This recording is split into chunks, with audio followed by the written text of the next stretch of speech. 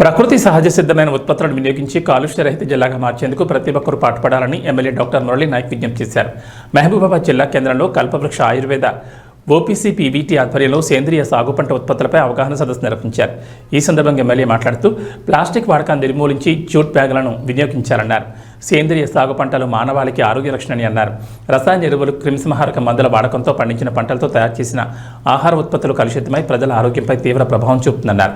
విషతుల్యమైన ఆహార పదార్థాలను ఉత్పత్తి చేసి భావితరాలకు ముప్పు కలిగించొద్దన్నారు. ఈ కార్యక్రమంలో రమేష్, శ్రీనివాస్, వెంకన్న తదితరులు పాల్గొన్నారు.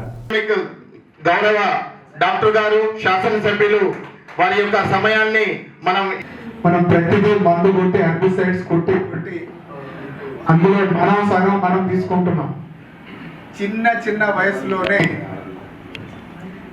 వయసులోనే షుగర్ వ్యాధి, బీపీలే కాకుండా క్యాన్సర్ వ్యాధులు కూడా వస్తున్నాయి. ఇప్పుడు మనం చూస్తున్నాం హార్ట్ అటాక్. మనం తీసుకునే ఆహార పదార్థాలు ఏదైతే ఉందో అన్నీ కలుషితమే.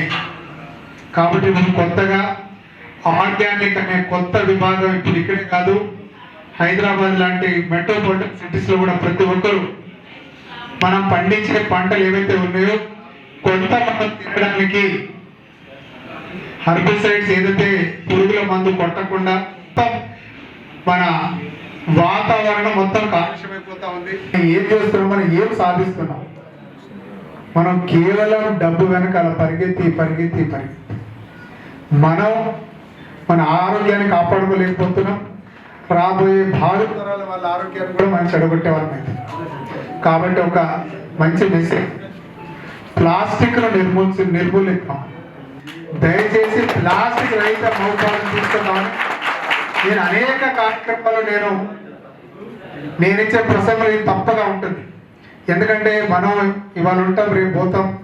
కానీ మనం వెనుకుంటే మన భావితరాలకు ఒక మంచి వాతావరణం, వాళ్ళు కూడా బతకాలి. మనం బతికడం అయిపోయింది, వాళ్ళకు కూడా బతికే హక్కు ఉందా లేదా? వాళ్ళ హక్కులను, వాళ్ళ బతుకులను మనం హరించకూడదు. దయచేసి మనం చేసే ప్రతి ఒక్కరి మనం ఏమనుకుంటున్నాం, ఈరోజు ఇది నేను ఒక్కటి చేస్తే ఏమైంది అనుకుంటున్నాం. రాబోయే రోజుల్లో ఇంకొక 50 సంవత్సరాల తర్వాత మొత్తం ప్లాస్టిక్ కుప్పలో మనం అందరం మునిగిపోతాం. ప్రపంచమే ప్లాస్టిక్లో మునిగిపోయింది. కాబట్టి ప్రతి ఒక్కరూ షాపింగ్కి వెళ్ళేటప్పుడు మన సొంత బ్యాగులు మనం తీసుకెళ్ళాలి. రాబోయే తరాల వాళ్ళ హక్కులను కూడా మనం కాల రాయకుండా వాళ్ళని కూడా స్వేచ్ఛాయుతమైన వాతావరణంలో, కాలుష్యం లేని వాతావరణంలో బతికే విధంగా, రాబోయే తరాలు కూడా ఉండే విధంగా